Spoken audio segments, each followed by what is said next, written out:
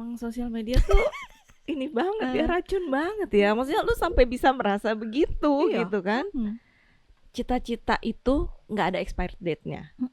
Cita-cita itu bisa lo simpen, ya, dan lo keluarin kapan aja gitu loh. Jadi buat perempuan ketika lo emang harus memprioritaskan keluarga lo, anak lo, ya udah, cita-cita itu nggak expired, itu tetap ada di situ, nggak hilang, dan lo bisa capai itu kapan aja gitu. Lo tuh ya nyia-nyiain perjuangannya Ibu Kartini aja. Oke. Gue inget banget itu teman gue ngomong kayak gitu. Itu lucu banget. Iya sih. Bangun nih Bu Kartini, bangun nih denger. Dan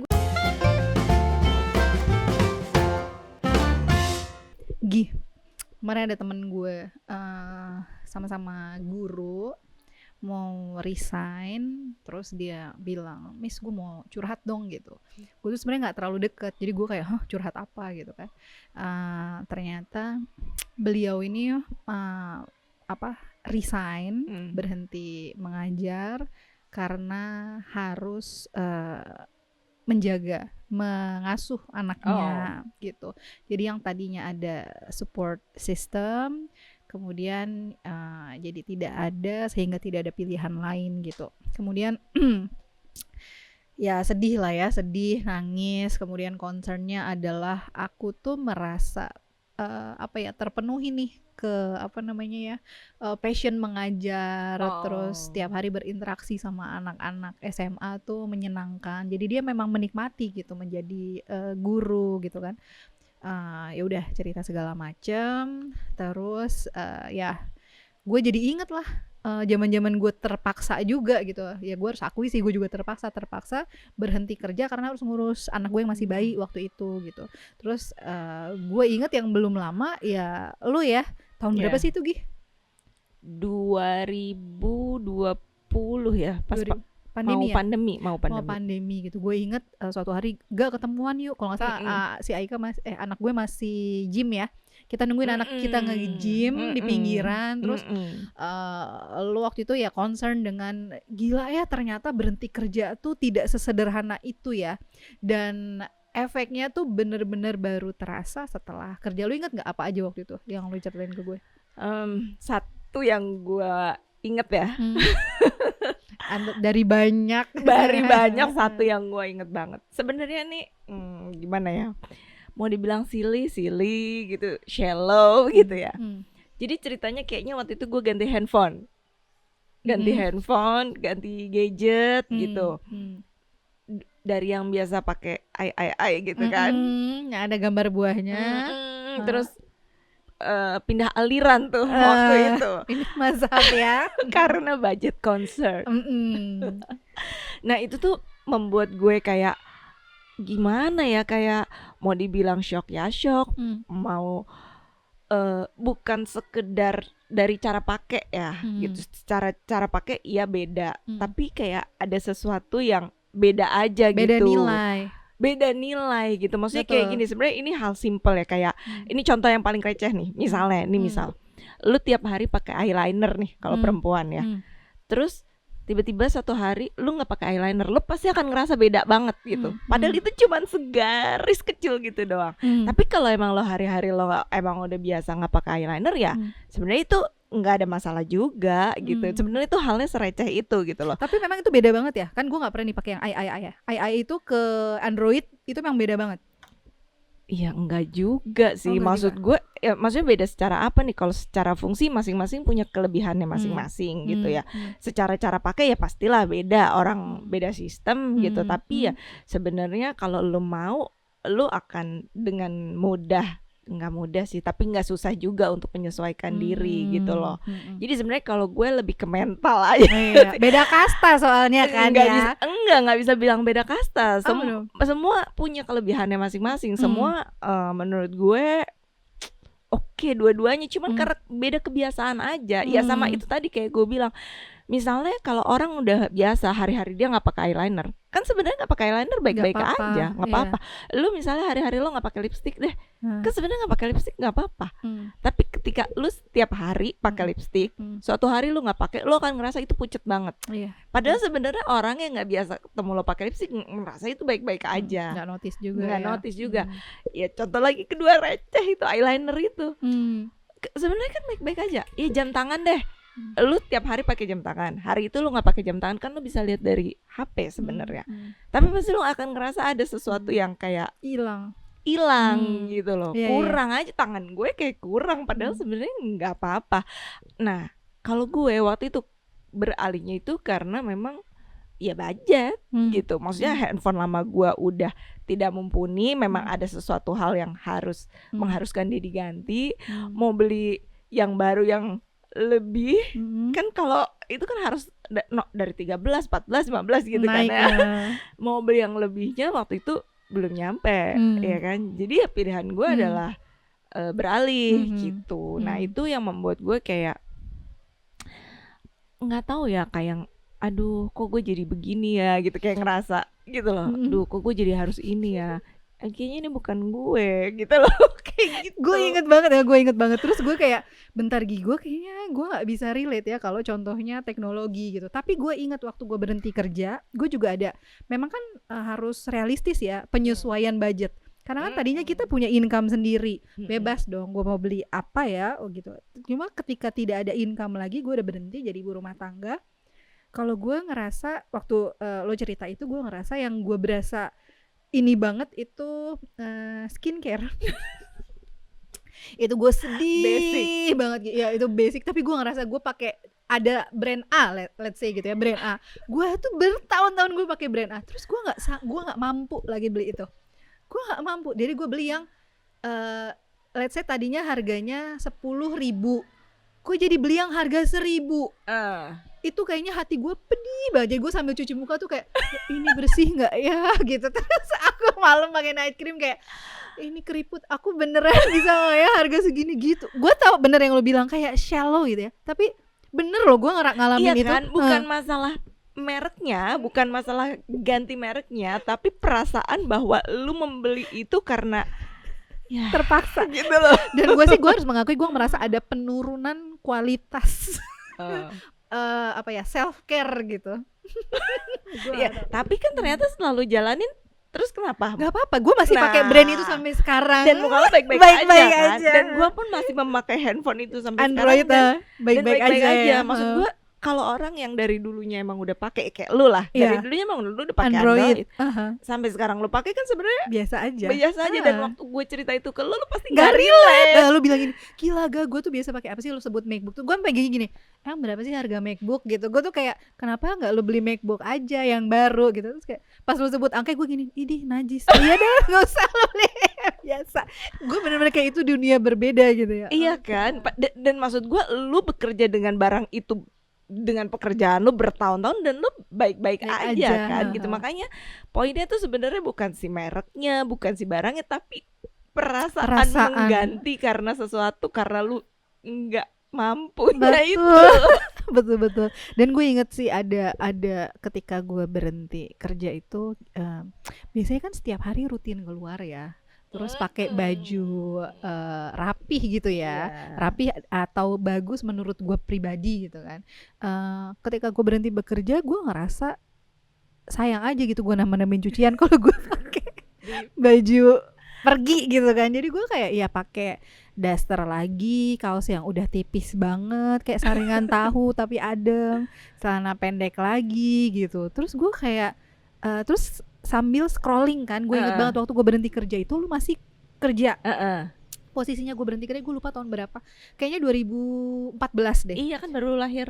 Aika betul, 2014. Jadi gue tuh di rumah dengan baju gue yang setipis saringan tahu, gue scrolling, gue lihat lu traveling kan. Waduh. Keluar bener. Terus gue kayak ngerasa gini, kenapa hidup gue begini ya sekarang gitu. Itu yang gue alami. Dan gue tuh tinggal di nggak di Jakarta. Iya. Gue kayak agak jauh lah gitu ya dari pusat kota gitu kan. Udah beda kota, dan di kota itu gue tidak di pusat kota gitu.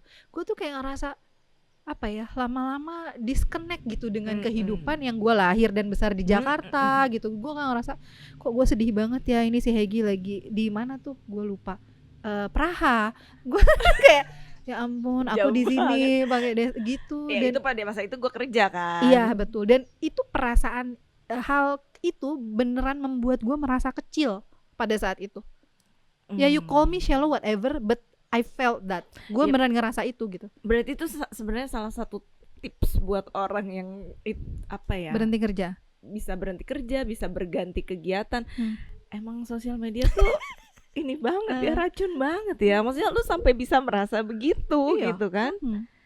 Iya kan, jadi maksudnya kayak emang lu bener-bener harus pilih banget gitu loh. Iya, tapi kan gue ngerasa ya lu temen gue juga, bukan siapa iya ya sih, iya sih. Jadi gue kayak ngerasa ya tiba-tiba aja gini, kehidupan yang tadinya ya lu jalanin gitu ya. Iya, karena lu tadinya jalanin juga. Betul, dan berhenti kerja tuh kayak kan nggak pelan-pelan ya. Kalau gue nggak tahu ya kalau kasus ibu-ibu lain gitu. Kalau gue tuh kayak dari pergi tiba-tiba suatu hari gue tidak pergi gitu.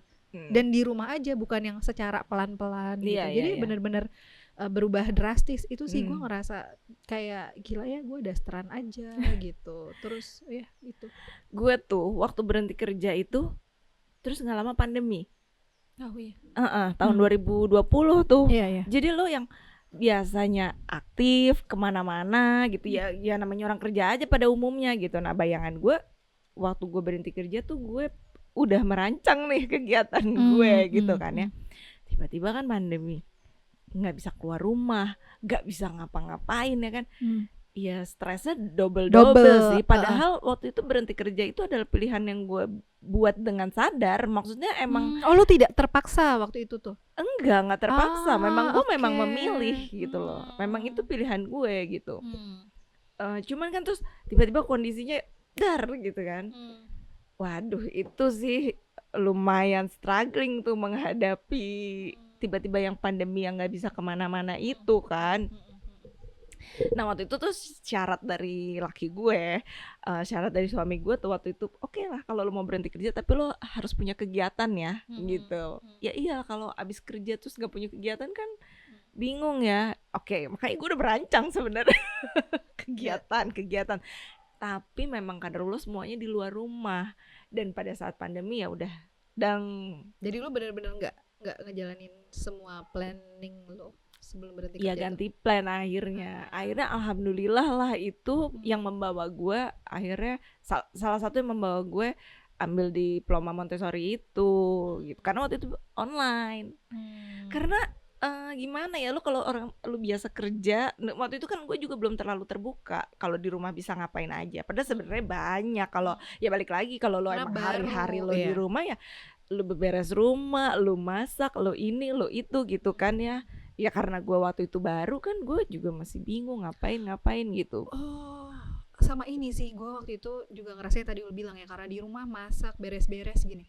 Ada image di kepala gue atau stigma gitu ya di masyarakat kalau peran ibu rumah tangga ya gitu aja gitu, kegiatan yang tidak tidak membutuhkan kemampuan kognitif yang tinggi gitu. Jadi kayaknya ya bukan kerjaan pinter lah gitu. Jadi di kepala gue kayaknya itu waktu itu ya gitu, itu kayak ngaruh gitu. Jadi gue mendefinisikan diri gue dengan apa yang gue tidak lakukan. Produktif gitu ya. Iya gitu, seolah-olah gue ada di strata paling bawah di masyarakat.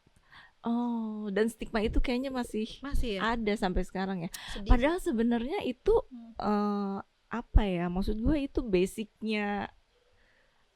Kalau kayak di rumah gue gitu ya, yang beberes rumah saat ini kan gue gitu. Tapi kan ketika rumah lo rapi, rumah lo nyaman kan, si anak mau belajar juga enak, si suami juga pulang kerja nggak capek gitu. Terus lo masak gitu kan. Ya nggak tahu ya kenapa dipikirnya cuman masak, cuma beberes. Tapi menurut gue justru itu adalah esensial gitu loh. Iya. Lu ketika pulang rumah ada makanan, lu makan di rumah ya kan nyaman gitu kan. Iya, kayaknya yang membedakan adalah si teman gue tadi yang gue ceritain sama gue dan lu adalah alasannya mungkin ya. Jadi karena gue tuh semi terpaksa temen gue memang terpaksa, kalau lo memang pilihannya. Gue waktu itu adalah situasinya gue tuh sebenarnya punya support system.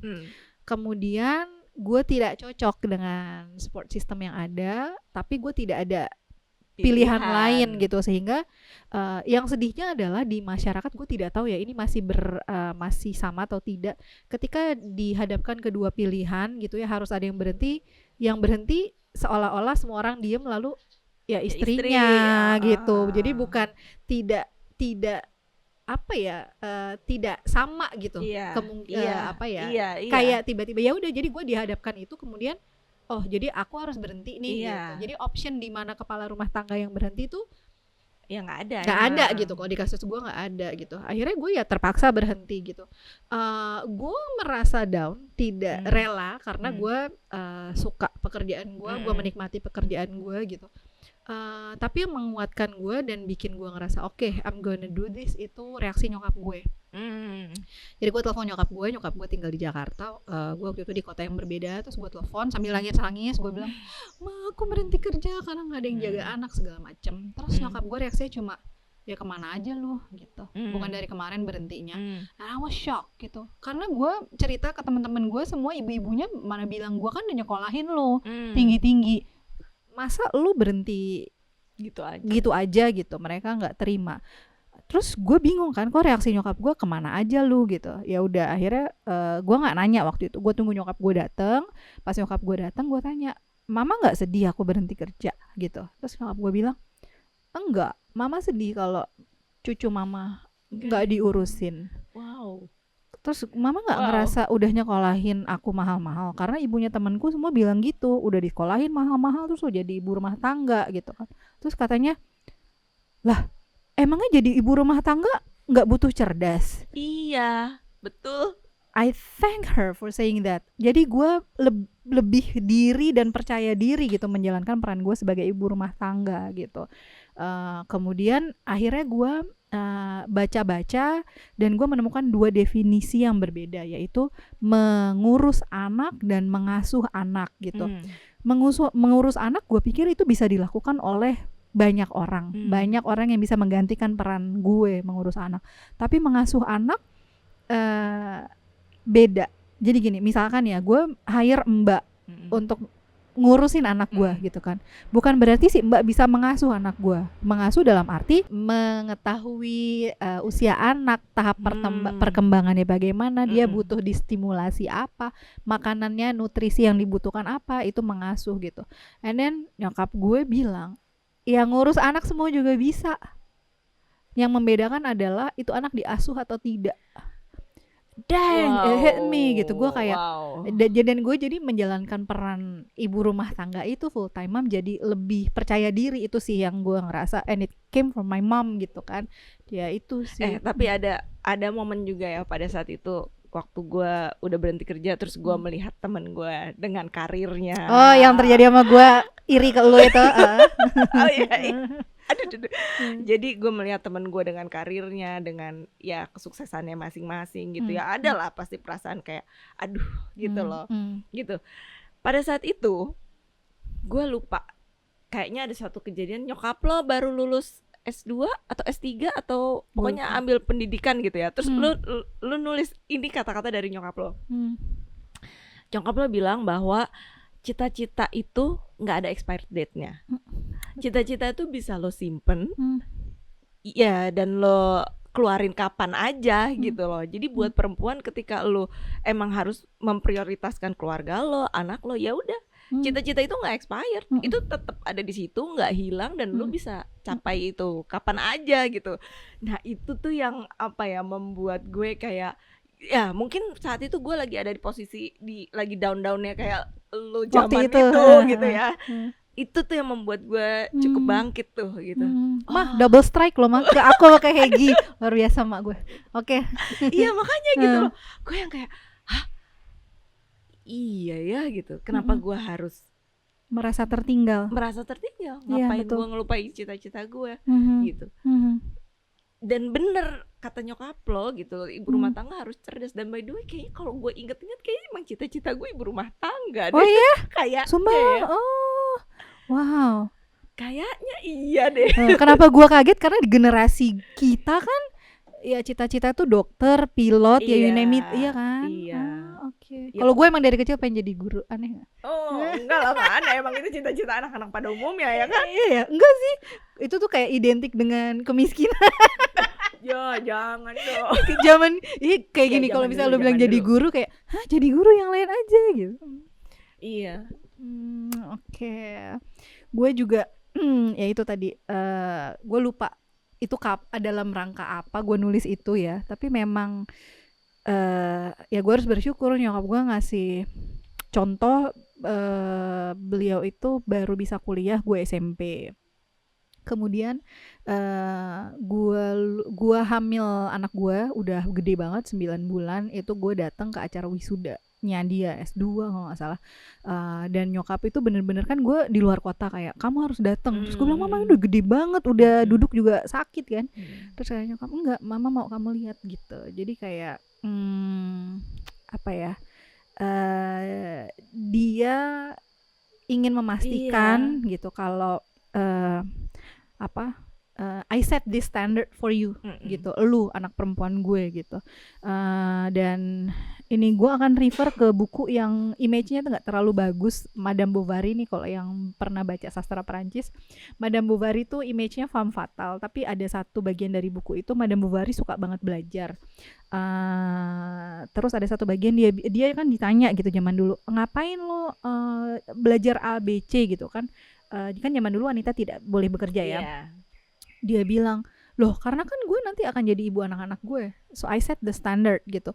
Jadi kalau gue bisa memasak, ya anak gue harus bisa memasak. Kalau gue bisa 3 bahasa, anak gue harus bisa 3 bahasa gitu. Dan itu dari berbagai macam cerita di Madame Bovary itu yang gue inget gitu sampai sekarang. Gue kayak iya ya gitu, gue butuh gemilang dalam tanda kutip, bukan untuk banyak orang menyaksikan, bukan untuk ketenaran, bukan untuk agar banyak orang melihat, tapi ya untuk anak gue gitu, untuk generasi selanjutnya. Dan meredupkan diri atau put on pause sementara, bukan put on pause ya, kayak adjust speed. Iya gak sih? Kayak kalau lagi nyetir, kayak gue nyetir aja. Kayak lo lagi nyetir ya, kan lo harus bisa adjust your speed ya. Kapan cepat, kapan lambat. Nah itu sih kalau menurut gue gitu. Terus ada satu hal lagi yang gue inget. Jadi waktu gue mau resign, terus ada temen gue nanya, emang lo mau ngapain? Nggak ngapa-ngapain, jadi ibu rumah tangga. Lo tuh ya nyia-nyiain perjuangannya Ibu Kartini aja. Oke. Gue inget banget itu teman gue ngomong kayak gitu. Itu lucu banget. Iya sih. Bangun nih Ibu Kartini, bangun nih. Dan gue tuh salah satu orang yang adore sama Ibu Kartini kan gitu. Jadi gue kayak ngerasa, hah masa iya sih. Besoknya hari pertama gue resign, itu kegiatan yang gue lakukan adalah pergi ke toko buku, gue beli buku Habis Gelap Terbitlah Terang. Sumpah lo. Langsung gue beli. Ya gue maksud gue nyanyain di sisi mana gitu kan. Ya maksudnya gue juga pengen tahu kalau gue salah gitu. Gue baca dan gue bukan pembaca buku ya Bu. Maksudnya kalau lu mungkin akan dengan easy melahap buku itu. Gue lumayan lama sih itu baca buku itu ya. Tapi sependek pemahaman gue dari yang gue baca, ya memang yang diperjuangkan sama Ibu Kartini itu pendidikan gitu loh. Bukan hanya lu tuh harus bekerja gitu, enggak. Yang diperjuangkan sama dia tuh pendidikan gitu, bahwa ya perempuan itu harus pintar, ya harus cerdas, tadi yang nyokap lo bilang gitu. Enggak masalah dia ibu rumah tangga, mau dia apa, karena dialah yang akan mendidik anaknya nanti gitu. Kalau lu nggak pinter, gimana lo mau didik anak lo gitu. Betul. Untung lu beli tuh buku. Ini gue tergelitik ya kepada temannya Hegi, saudara gitu ya. Jadi gini, gue juga baca buku tersebut dan referensi lain tentang Ibu Kartini gitu. Jadi yang beliau perjuangkan adalah akses persamaan. Pada zaman dahulu wanita perempuan itu tidak boleh punya akses ke pendidikan, kegiatan di luar rumah, cuma boleh di dapur. Betul. Gitu. Nah yang diperjuangkan beliau adalah persamaan hak gitu, dimana sudah ada ya sama-sama nih, perempuan bisa pergi ke sekolah, perempuan bisa berkegiatan di luar rumah, berdiskusi gitu, tidak cuma di dapur gitu, ketika ada tamu tidak disuruh ngumpet di dapur gitu. Dan sudah berhasil Ibu Kartini. Ketika perempuan akhirnya memutuskan untuk kembali ke dapur, itu berbeda, tidak mematahkan perjuangan Ibu Kartini. Kenapa? Karena beliau sudah berhasil, kesempatannya ada. Tapi sekarang Hegi kembali ke dapur, gue kembali ke dapur bukan karena keterpaksaan, tapi kami kembali dalam keadaan yang sudah menempuh pendidikan. Kami tahu cara memaksimalkan fungsi dapur. Fungsinya bukan cuma memenuhi perut anggota keluarga begitu. Hegi sekarang dia bisnis frozen food, berarti udah berhasil ya misinya Ibu Kartini gitu. Dan sekalian lah gitu, gatel nih. Sabar Bu, Sabar. Jadi dia yang emosi. Buat semua orang yang merayakan 21 April, am I right gitu ya, Hari Kartini, anak-anak kecil dipaksa memakai baju daerah, terus lomba pakai baju daerah. Ibu Kartini itu memperjuangkan haknya dia untuk bisa melepaskan diri dari kebayanya, biar dia bisa pakai celana, biar dia bisa pakai jeans, biar dia bisa berpakaian dengan nyaman. Kok ya anak-anak dididik untuk berpakaian tidak nyaman, dibikin make up, cemong-cemong, jalan pegang bendera? I don't get the idea. Jadi ya yuk kita sama-sama kayak Hegi tadi, beli bukunya, dibaca.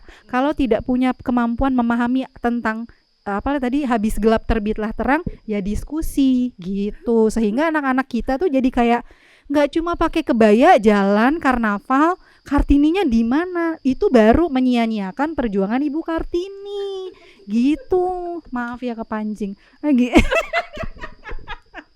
Udah ya habis ya Pak ya. Oh iya udah ada Q nih habis. Jadi ya buat ibu-ibu yang baru berhenti melepaskan karirnya, put on hold, atau memang mau seperti Hegi meneruskan karirnya di rumah, the struggles are real. Kita juga merasakan, mau itu shallow, mau itu agak malu-maluin sih ya sharingnya, tapi ya memang kita harus mengakui ya, kalau itu tuh ada gitu. Itu ada adjustment itu. Dan hal seremeh-temeh itu gitu. Tapi ya tetap jalanin aja. Betul. Gitu. Dan kita juga tetap melanjutkan perjuangan Ibu Kartini. Dadah.